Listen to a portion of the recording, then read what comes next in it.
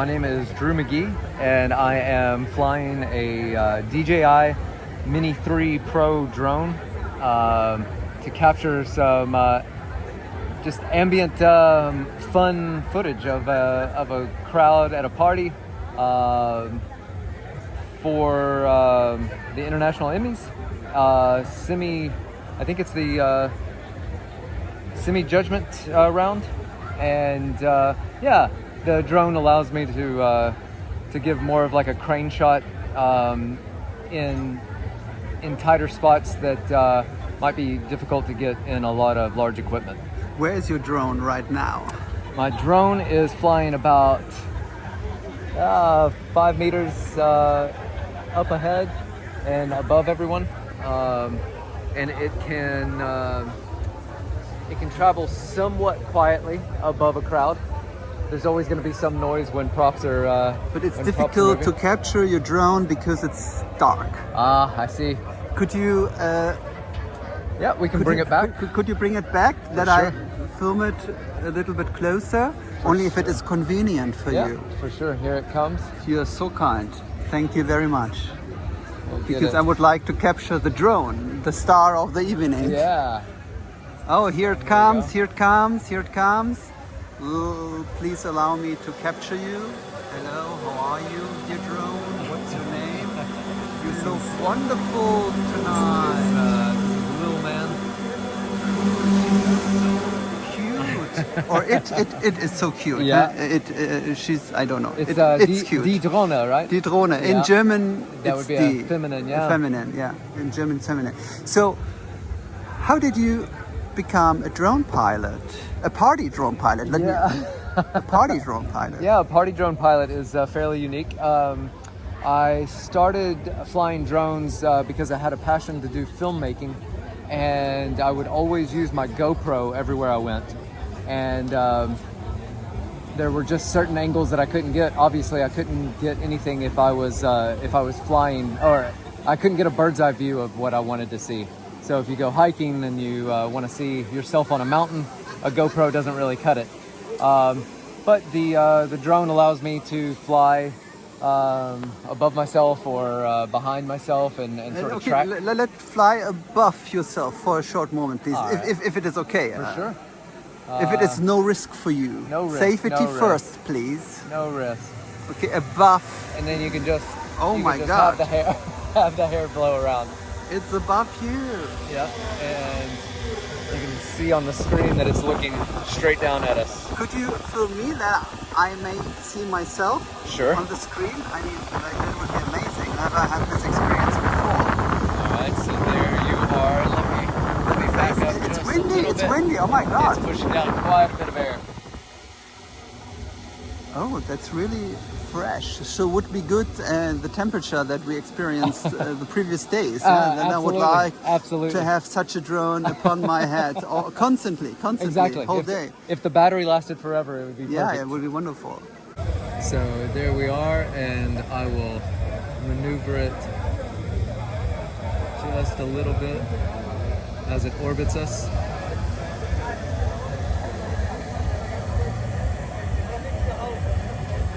Yeah.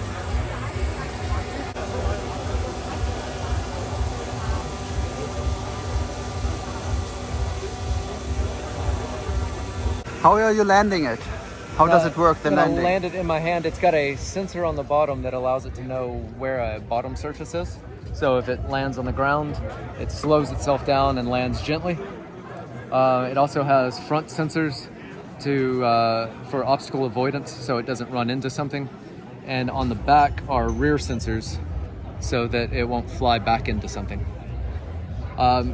This model does not have the 360. The latest model they came out with actually has more like fisheye lenses here. That gives it a 360 degree obstacle avoidance. This is amazing. Yeah. I'm learning so much right now. So you actually get about 25 minutes of flight time per battery. They quote 35 minutes, but if you're not moving and it's perfect conditions, maybe you would get 35 minutes. But if you're zipping around, you're going to get 25 minutes. And which resolution is it? It can be 4K. Really? 4K? 4K. What Cool. appears on the phone as you're recording is 1080p. But what's on the micro SD card in the back is 4K. Wonderful. So yeah, you get a 4K camera floating in the sky anywhere you want to put it. It's magical. And did you have feedback by the people tonight? How are the reactions? Yeah, so a lot of people love the drone. They see it and they really like that it's flying above and getting cool footage. I did hear from one person saying, "Oh, I'm not sure I like it. It sounds like bugs. It sounds like a large bee flying in the air above me." So you always have to know your audience and stay away from people for the most part. No one wants a giant bee flying above their head. And probably the drone isn't following a particular person the whole time. No, absolutely not. No, I mean, you can. It has abilities to track a subject. Really? Yeah. Tracking mode. Exactly. So if I spotted someone in the crowd that I really wanted to follow, then it would fly. It would fly after them. But for a party scene like this, you're just trying to capture everyone at the same time. So. Is it also possible to use it inside or outside only? You can use it inside. Really, the power of this drone is that it's satellite locked. So the satellites help guide it and keep it hovering in one spot. If you get inside, you lose that. It starts using its visual indicators, so it starts using the sensors. It gets a little wobbly. So I'm not super comfortable flying indoors, especially around people. I would do it if it was an empty house. But with people involved, obviously you've got props spinning at a high speed. They can do damage, so I don't really want to fly into someone's head. So the drone isn't causing harm to people? Exactly. It can, if used incorrectly. Obviously, it's a motorized tool. But you seem to be a professional, reasonable pilot who takes his responsibility, so I think we are safe with your drone. Absolutely, I hope so. When did you start using drones? Started back in 2020. In 2020, that's when I got my first drone. Cool. So more than 4 years experience. Yes, absolutely. So, and again, drone pilots that fly a lot of their own birds that they've built themselves, they would look at this and say, this is a commercial product. It's anyone can fly it, and it's true. But when you're navigating small spaces and everything, there's still quite a bit of skill that only comes with practice. You have to fly it. The satellites are only going to do so much for you. The good footage is when you get close to something and you fly by. In video games, we call it parallaxing. So the background moves slower than the foreground, and this is when you fly really close to an object. You'll get that motion. So the drone is obviously a tool for your visual storytelling. Absolutely. And what is the drone?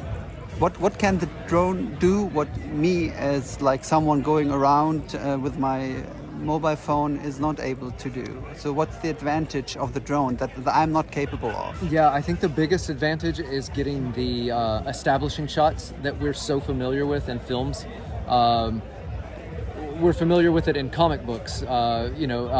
If you ever hear the term "meanwhile back at the Batcave" or "meanwhile back on the ranch," that's generally accompanied with an establishing shot, and an establishing shot from up in the sky is just a very powerful indicator of, hey, the story has changed to a new scene, and you capture that scene from a bird's eye view.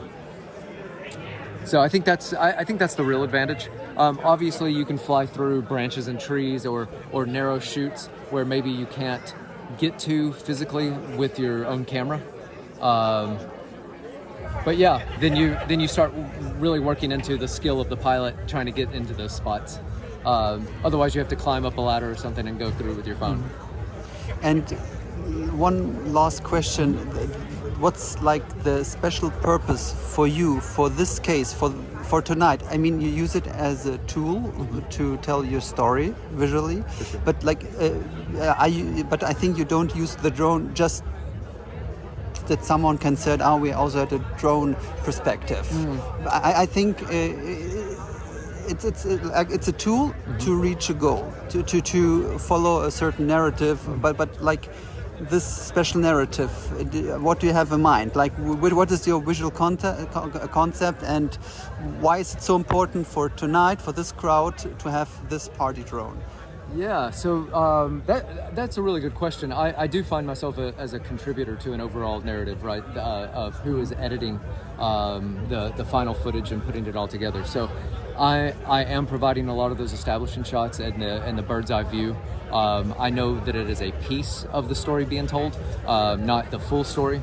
But when you have a party scene, or you have a collective group getting together, it's rare with a phone or a small camera to capture the grandeur of a moment. We're here at a beautiful Schloss, a beautiful palace, and to be able to pull back into the sky and see the partygoers enjoying themselves and having a good time and talking and the revelry, but also see the architecture and the magnificence of the building. That's something that's really unique. And if you before you had drones, you obviously had helicopter shots, or you had a crane shot, right? And you had a big truck with a large boom pole pulling up a camera and trying to catch that same thing. And now you've got that in a small form factor, and I think it's a beautiful piece of technology for it. And honestly, I do not want to miss it, because now in almost all documentaries, music videos, drones are part of the visual storytelling. Absolutely. And I'm so glad for it, because it's unique perspective, the bird eye, Yes. and wonderful. Yes, absolutely. Yeah, and if I'm being honest, it's just fun to fly. What's your plan for the future? You wish for the future? So I love every aspect of film. I love being in front of the camera. I love acting. I love being behind the camera, setting up shots. I love providing the benefit of a drone shot to an event like this or in films. So my plan for the future is to keep doing as much as I can, participating in all the events, and really just throwing my skills as a writer into the storytelling mode for what needs different groups have. As a cineast, do you have a favorite cinematic epoch or genre or epoch, or what's the golden time of movie business? That is a really good question. I am actually maybe a bit of a futurist here. I've really been into what is springing up in the development of AI in collaboration with what filmmakers are absolutely able to do with their own gear.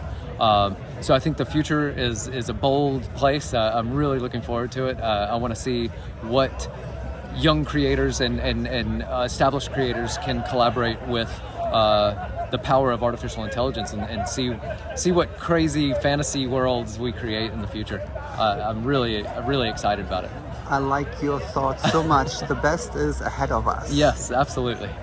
And do you have a favorite drone clip in the history of drone filmmaking? Oh, I thought you were going to ask for one that I've shot. And then one that you have shot, or Okay. both.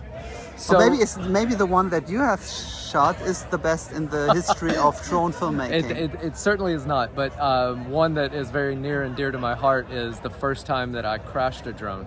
I was in Iceland. The weather had been terrible. I couldn't fly. I was there. I wanted to fly. And then when the weather cleared, I was up in the highlands of Iceland, and I finally got the chance to get the drone out, and I flew it down into a canyon with 3 beautiful waterfalls.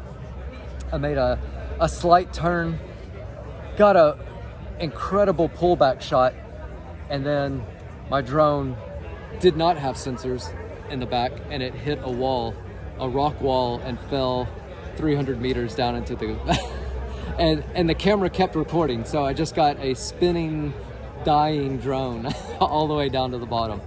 I ended up using that footage in a short film that I made later, where a helicopter pilot is hit by a missile and crashes, and I used that footage as the footage for him crashing. So it worked out, but it was costly. But this almost art. It Yeah, is. it's art. It's a mistake turned into something beautiful. So crash footage. Crash footage. Thank you so much Thank for you. taking the time, and I wish you a wonderful and successful future. Thank you very much. I appreciate it.